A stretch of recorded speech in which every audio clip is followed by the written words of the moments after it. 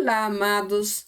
Sou sua irmã em Cristo, Carmen Henneman, e hoje quero compartilhar com vocês sobre um tema de alta relevância para este momento e que representa, inclusive, um grande desafio para a nossa época. Então, a partir de agora, estaremos falando sobre oikos, uma palavra grega que pode ser traduzida como casa, mas também, em muitos casos, é traduzida como família. Porém, antes de seguir adiante, eu quero te perguntar isto. Como será que nós, individualmente, podemos definir cada uma dessas palavras? Será que elas significam a mesma coisa? Ou será que elas se completam entre si com diferentes significados?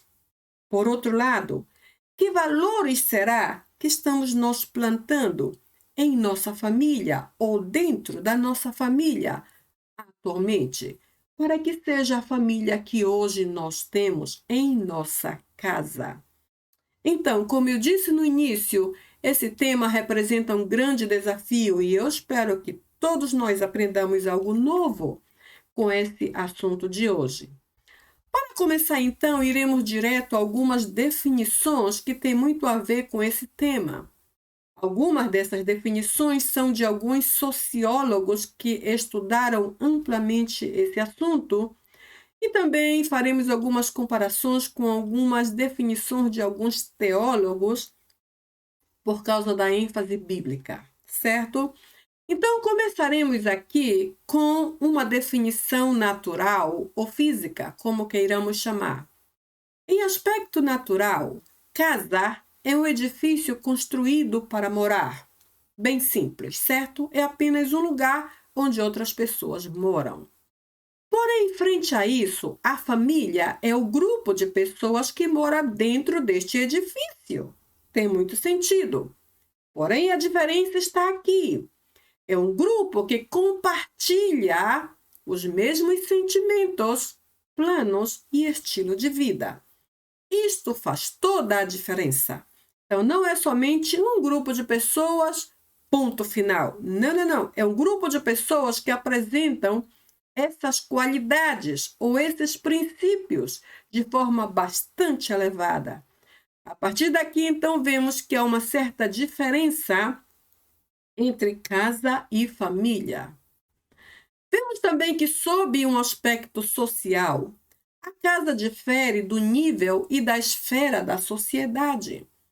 Ou seja, por esta razão, encontramos aquela espécie de divisão social que se refere a famílias de baixo nível, famílias de nível médio e famílias de nível alto.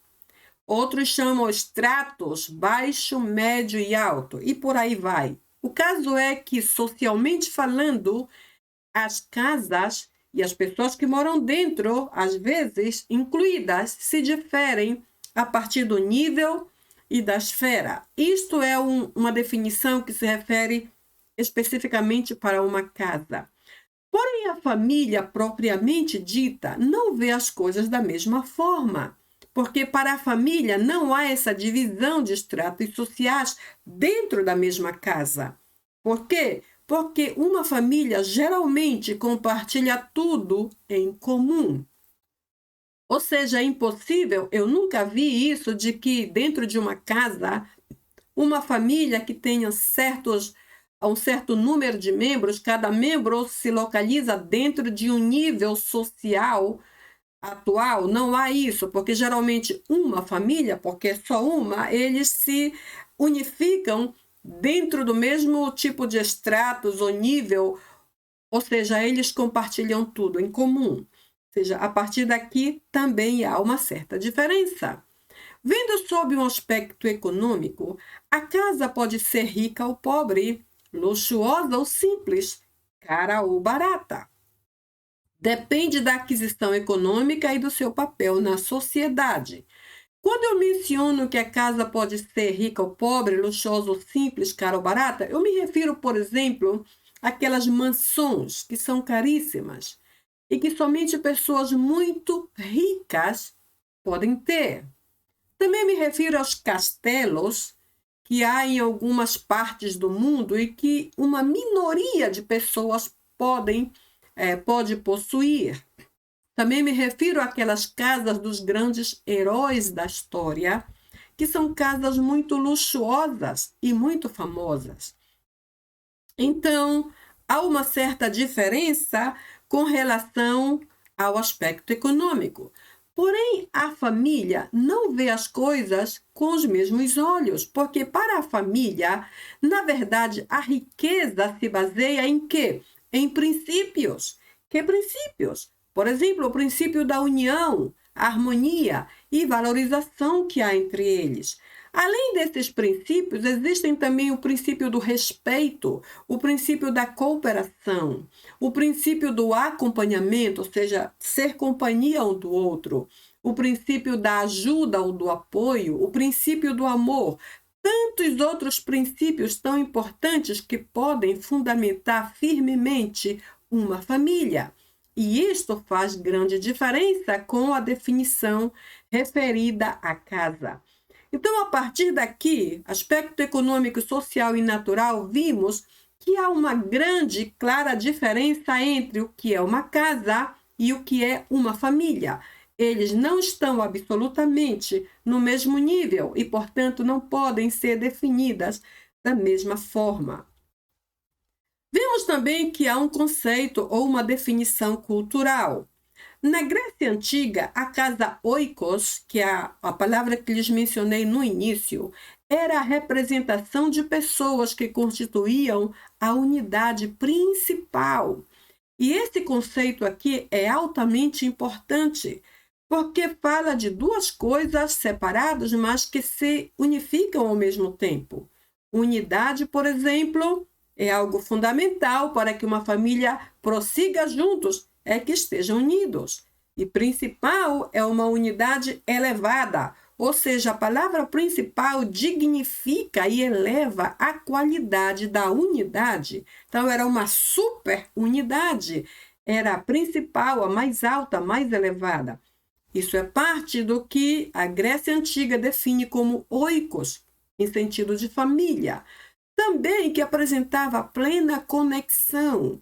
O que é conexão? É aquela máxima identificação, aquele pleno acercamento, ajuntamento, proximidade. Ou seja, toda essa qualidade tão especial era vista completamente aqui em oikos. Então, constituiu a unidade principal e plena conexão em todas as esferas da sociedade. Neste caso, o oikos aqui é apresentado como família e não como casa, porque no início eu lhes mostrei o oikos, que pode ser traduzido em alguns casos como casa e outros como família. Aqui vemos o conceito de família sob a palavra oikos. Vimos também que o conceito bíblico aqui conta muito. Para Deus, que se refere a esse oikos aqui, certo? Esse anterior.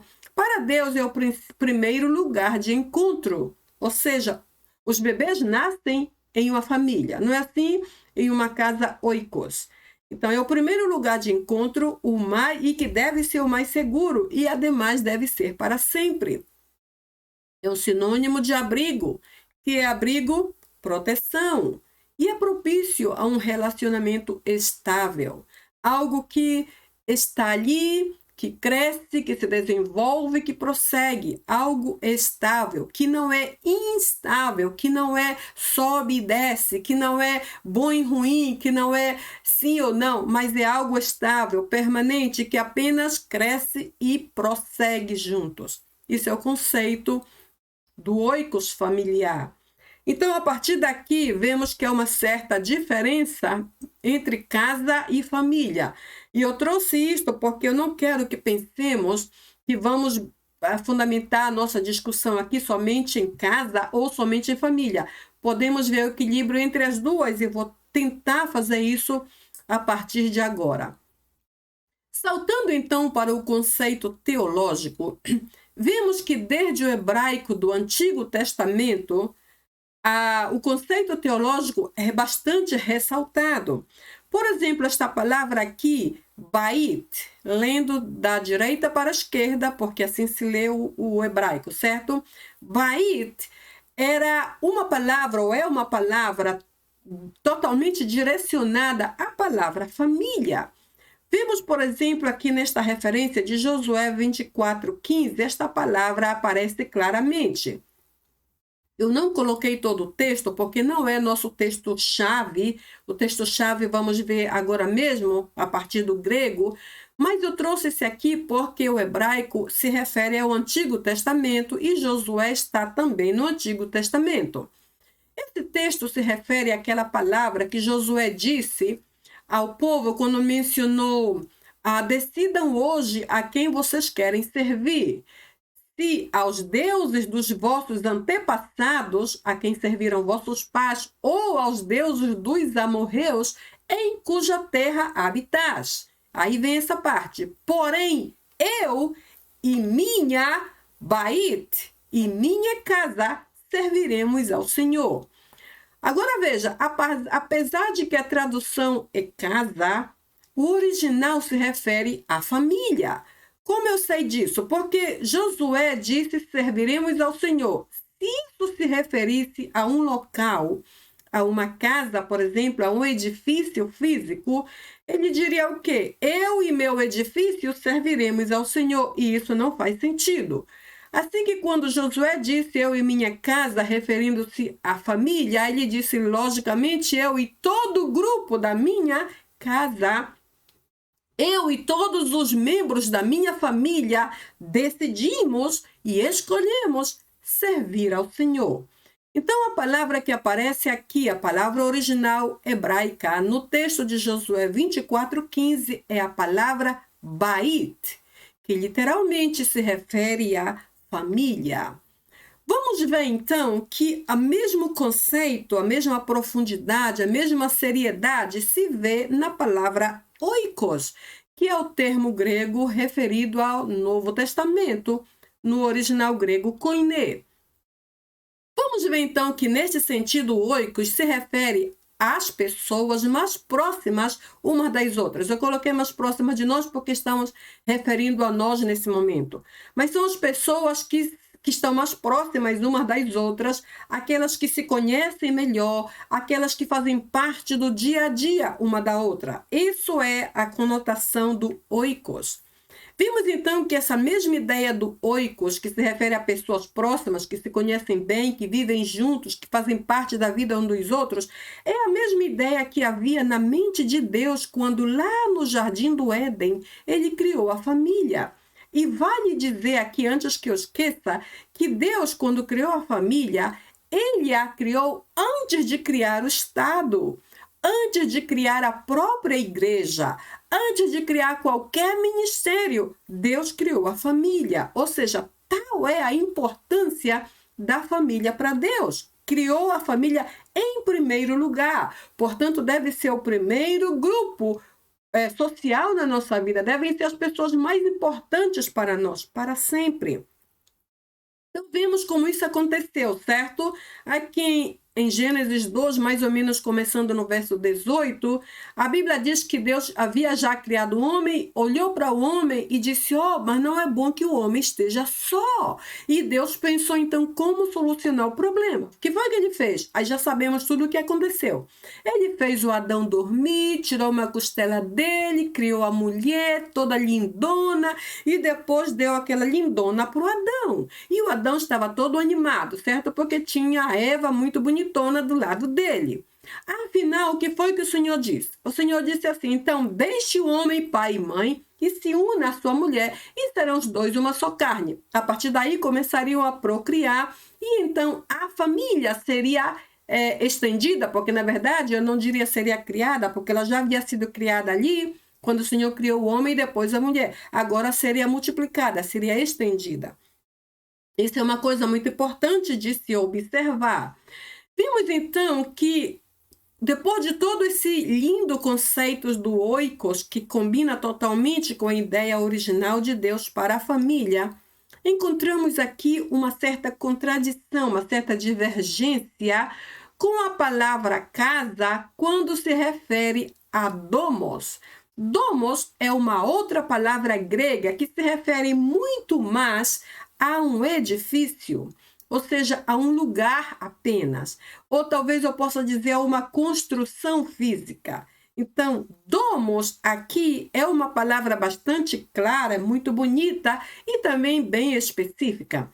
Então, eu coloquei assim, difere, ou seja, oikos em todo esse lindo conceito, incluindo a ideia original de Deus, difere do termo casa, designado ou referente a domos, que é traduzido como um lugar, como edifício, e eu coloquei como edifício vazio, porque é um edifício sem ninguém dentro, neste caso. Então, aqui neste processo, vemos como o domos, que é um edifício vazio, se converte em família.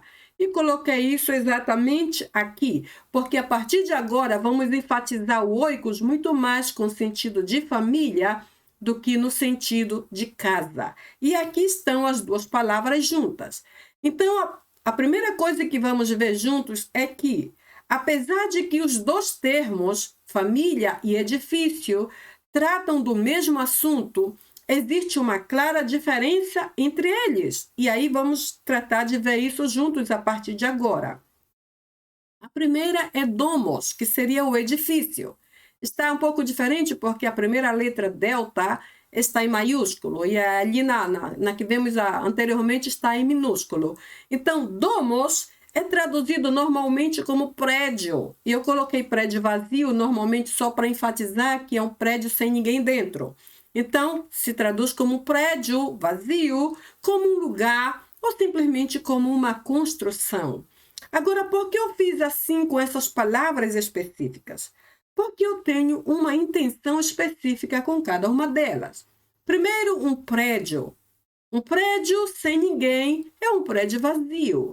Um prédio vazio é um prédio morto, certo? Um lugar morto, sem vida, em outras palavras. Ou seja, essa é a ideia de um lugar vazio, é um lugar sem vida. Um lugar é somente um lugar, uma coisa material que não tem vida, que não respira, é apenas um local. E a construção é algo que se levanta, mas também se derriba, porque é uma construção. É algo que se constrói, mas também se destrói, porque é somente uma construção. E eu vou explicar mais tarde por que eu trouxe essas palavras e por que eu dou esse tipo de definição, especialmente essa última. Uma construção que se refere a domos tem um propósito bastante específico e que vou comentar daqui a pouco. Em contraste com isso, temos a palavra oikos, que é a palavra que vimos no início. Oikos, nesse sentido, vamos referir quase sempre a um grupo de pessoas, a uma descendência ou simplesmente a família.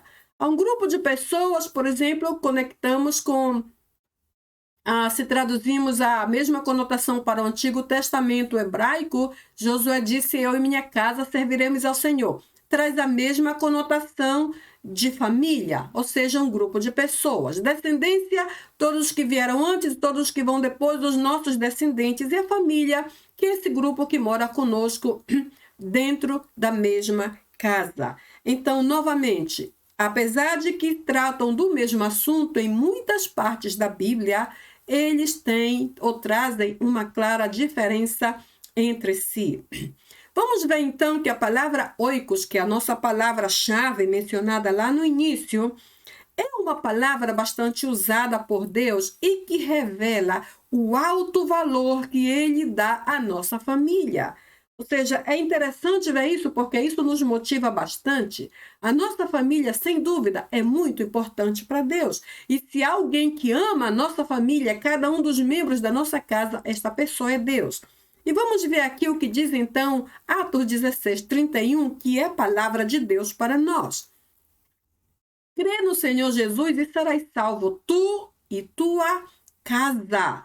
Ou seja, esse texto está aqui, vamos falar rapidinho do aspecto contextual, do contexto histórico, mas está aqui também por causa da referência à nossa família. uma vez que o texto aqui não fala de um local, de um prédio, de um edifício, mas do grupo de pessoas que moram lá, e vamos ver agora mesmo. Então, o texto aqui em grego, original do mesmo texto de Atos 16:31, diz assim: Tu de eipa, pistelson, epiton, kyrion, iesun, kai sotesesu, kai ho oikos mu. Eu coloquei isto aqui só para mencionar que a palavra casa, que se vê bem aqui ao final de Atos 16:31, é a mesma que está bem aqui no original. Ou seja, aqui nesse contexto, oikos se refere a um grupo de pessoas, ou mais especificamente a família. Porque em português lemos, crê no Senhor Jesus, serás salvo tu e a tua casa. Não poderia ser, por exemplo, em caso que não fosse a família, em caso que fosse referente a um edifício, a um prédio, a um local. Então a tradução deveria ser: crê no Senhor Jesus, serás salvo tu e o teu prédio. Por exemplo, não tem sentido. Portanto, já sabemos que neste caso, casa, apesar de que a tradução se refere a algo físico, em realidade se refere à família. E aqui lemos literalmente, por exemplo, e disse, ou é uma espécie de resposta, uma espécie de conclusão. Crer, que é pistelson, que vem de pistes, que é fé. Crer sobre, a epi é uma preposição que literalmente seria entendido como sobre poderia tomar como sobre todas as coisas, ou crer em primeiro lugar, crer sobre todas as coisas no Senhor Jesus. Tom, Kyrion, Yesum, no Senhor Jesus, cai e sotese, salvo, ou livre, ou livrado, seria, isso aqui é uma ramificação de sodzo, porque sodzo é salvar, literalmente, então sotese é livrado, ou salvado, algo parecido, ou ser salvo. E serás salvo, su, tu, cai, e casa tua, oikos su. Você sabe que são dois idiomas diferentes, então a sintaxe ou a estrutura não é igual. Para traduzir, precisamos estar assim, buscando as palavras ou catando as palavras em diferentes lugares.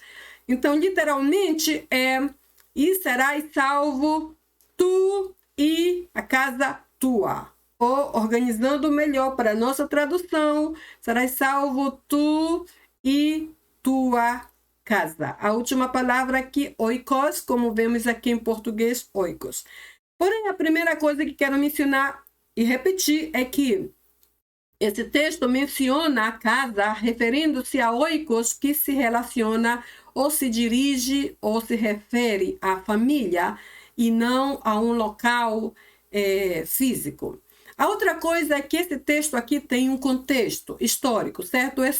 Esse texto foi referido a um carcereiro que cuidava dos prisioneiros. Então, houve um momento em que Paulo e seu companheiro de cela estavam cantando e adorando ao Senhor, e a presença de Deus foi tão poderosa e tão impactante que todas as portas se abriram.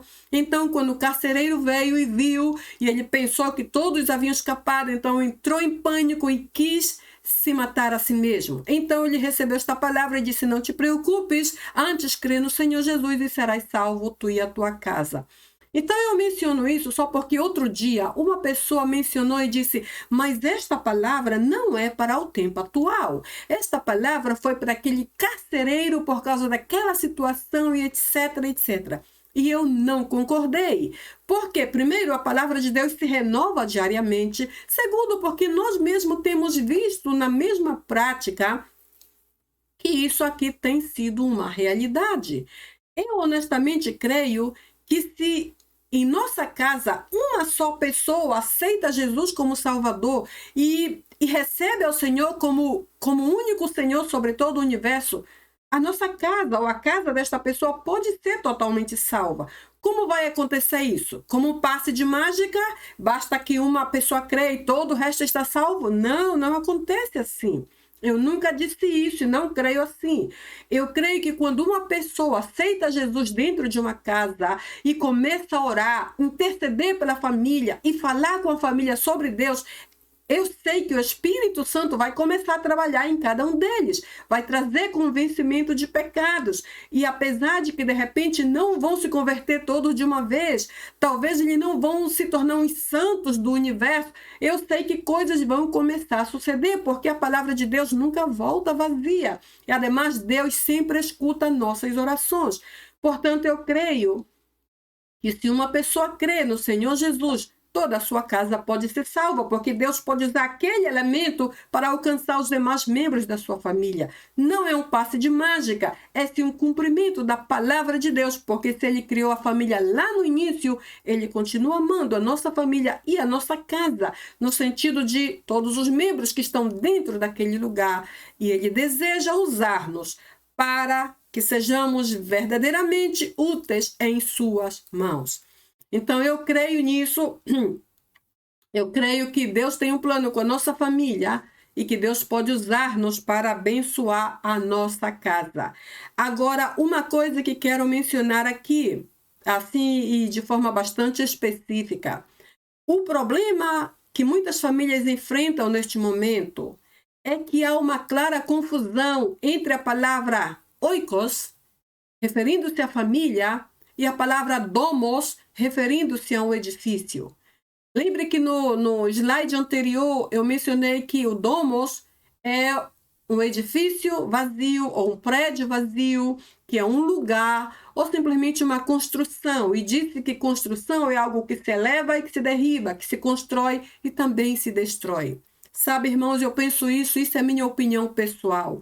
Atualmente há uma grande confusão entre muitas casas, entre muitas famílias, porque muitos pais tratam as suas famílias como se fosse um domos e não como se fosse o oikos, que Deus lhes deu o privilégio de ter. Por que eu digo isso? Porque como domos é traduzido também como lugar, como construção, como prédio, um lugar vazio, uma coisa que se pode construir e depois destruir. E muita gente faz isso com a sua própria família. Destrói sua família através de atos, de palavras, de intenções, de planos, inclusive. Existem muitas famílias nesse momento, existem muitos pais que maltratam demasiado seus próprios filhos. Existem pais nesse momento que abusam dos próprios filhos. Existem pais que amaldiçoam os seus próprios filhos com palavras. Existem pais que chamam os filhos de estúpido, de idiota, de inútil, pessoas que não servem para nada. Alguns pais chamam até os filhos de lixo, como se não fossem filhos deles. São palavras demasiado ofensivas e eles não têm ideia de quanta enfermidade de alma estão plantando na vida dos próprios filhos. E eu não me refiro só a sentimento de solidão, não só a sentimento de autorrejeição, complexos. Não, mas essas pessoas com o tempo, com os anos, chegam a querer matar-se a si mesmo porque não existe nelas alto valor, não existe autoestima, porque as palavras dos próprios pais as destruiu. Existem pais que expulsam os filhos de casa quando eles se tornam muito difíceis. Quando, por exemplo, não querem estudar, não querem ajudar em casa, não querem, ou quando começam a mentir, então os pais acham que são motivos suficientes para expulsarem de casa. E não pensam que ao expulsarem de casa, aí bem na porta, existe um inimigo terrível que está esperando por eles para destruir a vida deles de uma vez e mandá-los de uma vez para o inferno. Então não pensam nisso. Existem pais que abusam dos filhos de tal maneira que às vezes até fazem planos para matá-los. Então, o que fazem nesse momento, eu comparo literalmente com o domos. O domos é algo que se constrói e se destrói. Atualmente há uma grande confusão entre essas duas palavras. O oikos e o domos parece que um tomou o lugar do outro. E hoje é o tempo em que nós precisamos parar e entender que Deus nos deu o privilégio de ter uma família. Mas também Ele nos deu a responsabilidade de abençoá-los através da paciência, do aconselhamento, da oração, do acompanhamento, tolerar, ouvir uma vez, 2 vezes, 3 vezes a mesma coisa, aconselhar a primeira, segunda, terceira vez, insistir, orar, jejuar e batalhar por nossa família. Por que devemos fazer isto? Primeiro, Porque a nossa família foi o grupo, foi a casa, foi a família que o Senhor nos deu. Isto é um privilégio. Segundo, porque aqueles membros da nossa família não têm mais a ninguém. Nós somos os únicos em quem eles se podem apoiar. Sem nós, de repente, estão perdidos. E terceiro, e mais importante, vamos prestar contas a Deus de tudo quanto fazemos com a nossa família. Os pais que amaldiçoam as famílias precisam parar de fazer isso, pedir perdão ao Senhor, não continuar fazendo porque estão destruindo sua própria casa. E existem filhos que hoje se odeiam a si próprios porque parecem com os pais. Existem filhos que não podem perdoar os pais, ainda que os pais já morreram, não podem perdoá-los porque não podem esquecer o que os pais fizeram com eles no passado, a maneira como exageraram com eles, através de palavras, de atos, de maltrato, de expulsão, de desprezo, enfim. De tudo o que somente cooperou para a morte. De uma coisa estou certa: um dia prestaremos contas a Deus pela família que Ele nos entregou. E se nós não administramos bem a nossa casa, temos uma séria dívida com Deus. Porém, irmãos, hoje ainda é tempo de pensar, de rever o que fizemos, de ser honestos e corajosos, retornar a cada membro da nossa família, pedir perdão, consertar e lutar de todas as formas possíveis para não fazer mais a mesma coisa. Então, há uma grande confusão entre esse oikos, que se refere à família, e o domos, que se refere a um prédio vazio. E por causa disso, necessitamos mudar a nossa forma de ser, essa forma de ser que temos. Porque senão, não saberemos, pelo menos eu não tenho ideia de como prestaremos contas a Deus por tão grande destruição. É uma coisa realmente bastante séria. Vamos ver então que toda casa bem estabelecida tem o oikonomos. Oikonomos é quem?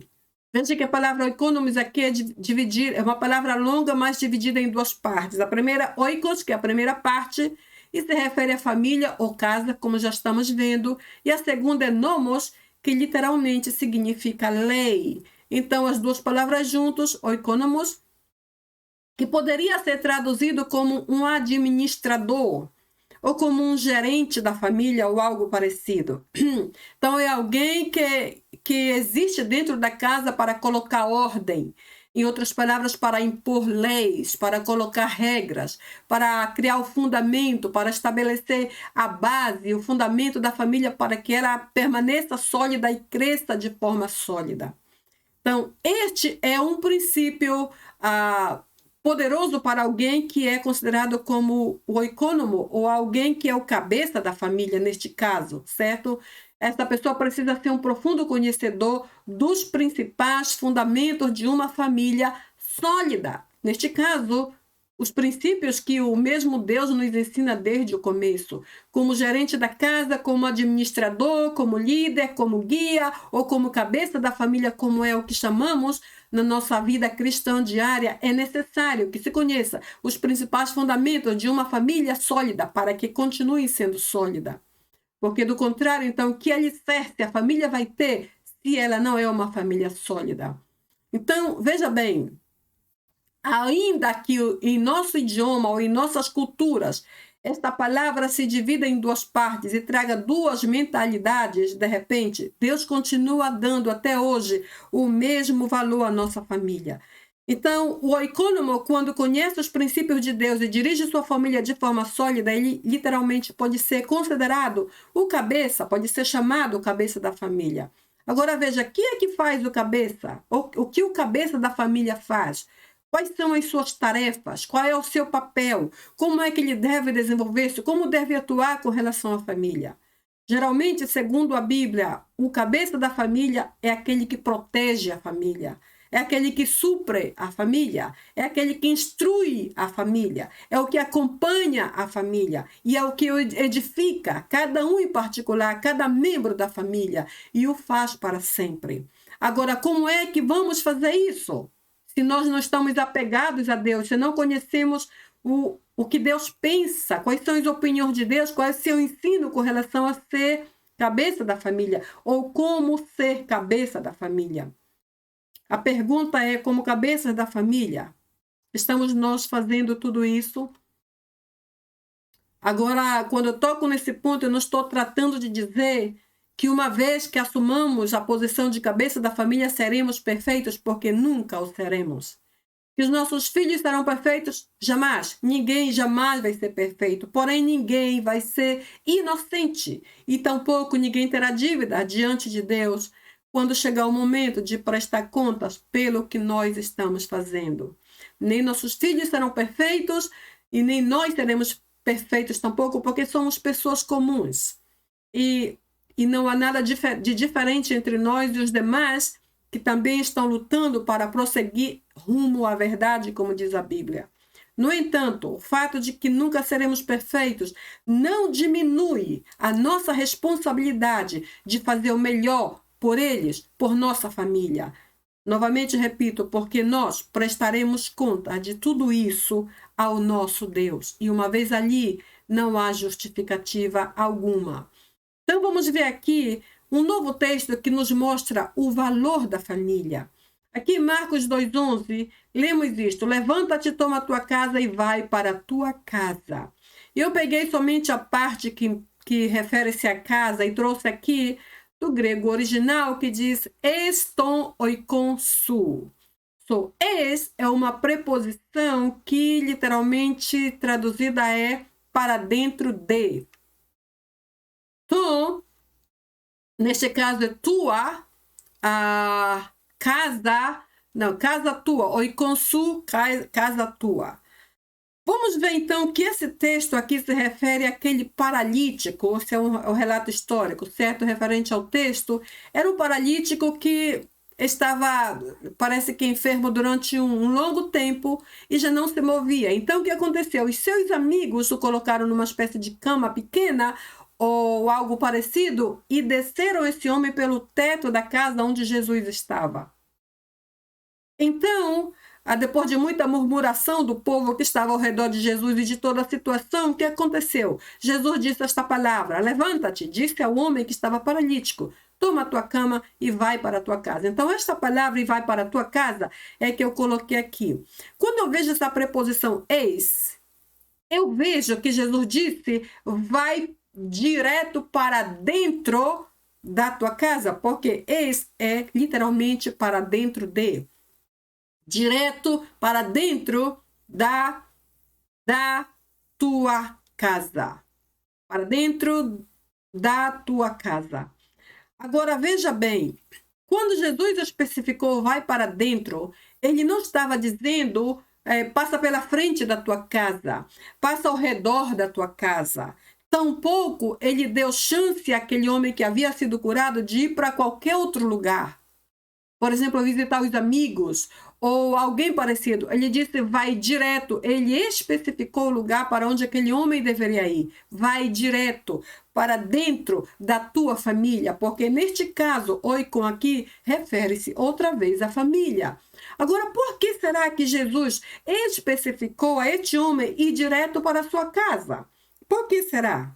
Então, eu tenho aqui algumas respostas a que eu mesma concluo, ou seja, são minhas próprias conclusões, tratando de responder esta pergunta: por que Jesus o enviou para a sua casa?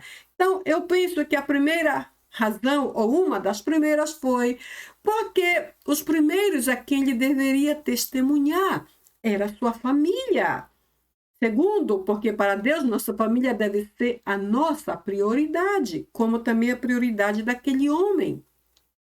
É o primeiro grupo de pessoas que devemos valorizar, ou seja, como também no caso dele. Eles eram os mais próximos daquele homem paralítico e sabiam o que aquele milagre representava para ele. Ou seja, eram os mais próximos, eram os mais cercanos, eram os mais interessados em que ele estivesse bem. E sabiam como ele estava exatamente e que significava toda aquela grande ação de Deus em favor dele, resultando naquele tremendo milagre. Então, Jesus foi bem claro com relação ao que ele deveria fazer e como deveria fazer. Ou seja, deveria ir direto para dentro da sua casa, em direção à sua família, porque a nossa família é ou deve ser o primeiro grupo com quem devemos compartilhar o mais importante da nossa vida, incluindo os milagres. Veremos aqui alguns textos bíblicos que continuam revelando o valor da família, o valor que Deus dá à nossa família. Por exemplo, esse texto de Salmo 127, 1. Se o Senhor não edificar a casa, se o Senhor não edificar a nossa Bait, referindo-se à família, se o Senhor não edificar a nossa Bait, se o Senhor não edificar a nossa família, em vão trabalham os que a edificam. Ou seja, se o fundamento da nossa casa, da nossa família não vem de Deus, se a base não é formada segundo a palavra de Deus, segundo sua fidelidade, segundo a presença poderosa do nosso Deus, tudo o que se faça será em vão. Nada vai durar, nada vai perdurar, nada vai resistir. Tudo se vai quebrar antes do tempo. Porque se o Senhor não edifica, referindo-se, se a sua palavra não é a base, se seus ensinos não é o nosso guia, se a sua presença não é a nossa cobertura, se o seu Espírito não é o nosso principal conselheiro, se a presença de Deus não é o nosso refúgio, tudo que façamos será em vão, não vai funcionar. Nenhuma filosofia, nenhuma ideologia, nenhuma invenção, nenhum dogma, nenhum estilo de vida, nada vai funcionar, porque nada pode tomar o lugar deste Senhor mencionado bem aqui no começo do versículo. Assim que, irmãos, se tu queres que a tua família, que a tua Bait esteja bem solidificada, bem estabelecida, a primeira pessoa para quem tens que voltar é este que está bem aqui na frente, o Senhor. Ele é o guia, é o diretor, é quem chama, é quem supre, é quem sara, é quem restaura, quem mostra aonde falhamos e quem nos pode ajudar a consertar. Porque uma vez sarados, será mais fácil sarar e edificar a nossa família inteira. E eu sei que assim como eu, tu anelas profundamente chegar ao céu. E quando tu chegares ali no céu, tu queres ver ali junto contigo a tua Bait, toda a tua família junto, os teus avós, os teus bisavós, os teus tetaravós, os teus sobrinhos e sobrinhas, primos e primas, tios e tias e toda a tua imensa parentela juntos ali, como resultado de que tu te voltastes primeiro a este Senhor que sabe e que pode todas as coisas por nossa casa, por nossa família.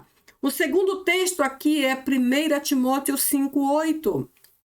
Esse verso diz: o que não provê para os seus, isso é referindo-se digamos, ao chefe da casa. O que não provê para os seus, e principalmente para os da sua casa, oikion, vindo de oikos, certo? Oikion aqui está um pouco diferente de oikos, porque já se refere aos membros da casa, a cada membro da família. E principalmente para os membros da sua casa ou para os seus oikion, negou a fé e é pior do que o incrédulo. Imagine-se essa conclusão, negou a fé e por isso é incrédulo. Porém, o texto não diz negou a fé e é incrédulo, não diz é pior. Ou seja, a conclusão é bastante intensificada. É pior, muito pior do que o incrédulo. Então, aqui o Senhor chama o cabeça da família, que às vezes, inclusive, é a mãe, porque já não tem mais um esposo ou algo parecido. Então, chama o chefe da família e diz: tens que prover para os da tua casa, porque se não o fazes, tu já negastes a fé com essa atitude e te classificas como pior do que aquele que não conhece a Deus, aquele que está parte de Deus, aquele que não está abençoado. E, irmãos, eu não quero ser considerada assim. Eu quero continuar debaixo das bênçãos do meu Senhor, porque senão que seria eu? Que seria de mim sem as bênçãos de Deus? Quando não plantamos os fundamentos mais importantes dentro da nossa própria casa para alcançar todos os membros da nossa família, que neste caso é oikion, os membros da nossa casa, somos considerados incrédulos e pior, muito pior que o descrente. E essa classificação eu não quero para mim. Imagino que tu tampouco queres para ti. E o verso seguinte diz aqui em Atos 16:31, que já vemos no início: crê no Senhor Jesus, e então, isso é uma conclusão, tu serás salvo e também toda a tua casa. Oikos su, tua casa. Então eu trouxe aqui esses 3 versículos para apoiar um pouco mais o valor que Deus dá à nossa família. Na primeira vemos o Bait, referindo-se à casa. Se o Senhor não edificar a nossa Bait, tudo o que façamos será em vão. A segunda parte, aquele que não provê para o seu oikio, que é os membros da família, é considerado pior que o incrédulo, alguém totalmente descrente. E o terceiro, oikossu, crendo no Senhor Jesus, será salvo tu e toda a tua família. Porque nesse sentido aqui, oikos se refere à família e não a um lugar. Então, em outro texto, o que vimos claramente é o alto valor que Deus dá à nossa própria família. Eu trouxe somente 3. Com certeza encontraremos centenas de outros versículos dando uma grande importância, um grande valor à família, muito mais do que a um local. Então eu volto outra vez àquela primeira parte aqui, aonde começamos. Existe claramente um valor de Deus muito enfático, muito presente, muito permanente com relação à nossa família. Estamos nós dando à nossa família o mesmo valor? Segundo, como é que estamos tratando a nossa família? E outra vez, há uma grande confusão entre oikos e domos. O domos é apenas um lugar, e eu chamo com minhas palavras um prédio vazio. O oikos se refere literalmente à família. O domos se constrói e se destrói, como muita gente está hoje fazendo com a família, destruindo, inclusive com a intenção de construir outra em cima, e não tem ideia da grande dívida que está contraindo com o próprio Deus. Como é que uma família destrói sua própria família? Com maltratos, com palavras de maldições, expulsando da casa, abusando das pessoas, desprezando e fazendo coisas que somente destrói a autoestima, fazendo que os filhos fiquem tão amargos, tão odiosos, e um dia pensem até em matar-se a si mesmo porque creem que eles não valem nada. A semente começou a ser plantada dentro da própria casa. Esse tipo de ação precisamos vigiar. Ninguém é perfeito, todos cometemos muitíssimas falhas e, como eu já mencionei, ninguém jamais vai ser perfeito, mesmo depois de consertar todos os nossos erros. O que temos que fazer então? Reconhecer nossas faltas, pedir perdão ao Senhor, pedir perdão a cada uma dessas pessoas que falhamos, se é que chegamos a fazer isso alguma vez, se é que cometemos algum erro, falhamos, e se não, glória ao Senhor, porque não temos então muita carga sobre nossa consciência. E eu digo tudo isso, irmãos, porque o dia da prestação de contas chegará. E tu e eu nos encontraremos ali diante do Senhor e teremos que prestar conta do que fizemos.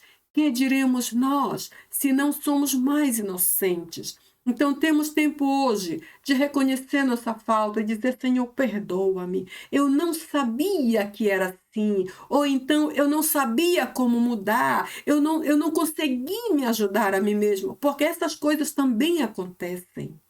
Eu mesma luto comigo mesma em muitas coisas porque quero melhorar. E às vezes me é muito difícil até entender porque faço coisas ainda.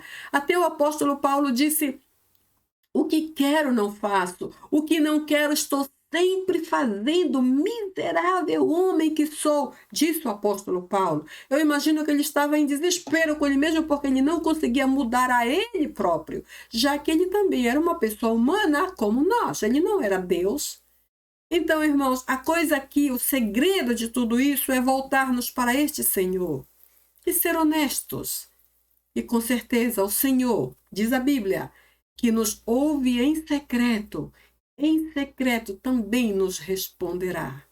Que o Senhor nos abençoe profundamente com esta palavra, porque em minha vida esta palavra falou mais do que você pode imaginar. Então eu concluo com essa parte que representa a tua família para ti. Que fundamentos tens plantado tu em tua casa? E como descreverias a solidez do teu lar? Oikos, neste momento é uma casa ou é realmente uma família? Então, veja que uma das definições de um desses sociólogos é que a família deve ser um símbolo de união e máxima conexão. A nossa família é assim ou será que estamos em grande dívida diante deles? Então, eu aplico essas perguntas a mim. Como será que eu, nesse momento, vejo minha família? Que fundamentos eu estou plantando dentro da minha casa? E como poderia eu descrever a solidez que há dentro do meu lar? Porque se não há nenhuma, então possivelmente eu tenho grande responsabilidade nisto. É a minha família um símbolo de união e máxima conexão? Ou será que eu também estou em problemas? Então, outra vez eu retorno ao ponto inicial. O segredo de tudo isso é voltarmos para o nosso Deus e pedir ajuda. A coisa é que não podemos perder a nossa família para o nosso adversário. O Senhor Jesus pagou um preço muito alto por eles. Nós teremos que prestar contas, sim. Por isso precisamos de lutar, guerrear a guerra espiritual para não perder esta batalha. Que o Senhor nos ajude a ser esses exemplos, essas cabeças dentro da nossa casa, para bem dos nossos queridos. Amém? Eu espero que esta palavra tenha falado profundamente ao teu coração, como também falou com o meu. Se tu não eres inscrito ainda em nosso canal, eu te convido a te inscrever e ser parte da nossa família. Estamos semanalmente crescendo através de diferentes tópicos, desde o original grego e algumas vezes também o hebraico do Antigo Testamento. Para mim, como sempre, é um privilégio estar contigo, é uma bênção compartilhar contigo. Eu cresço sobremaneira na palavra cada vez que gasto tempo estudando para compartilhar contigo.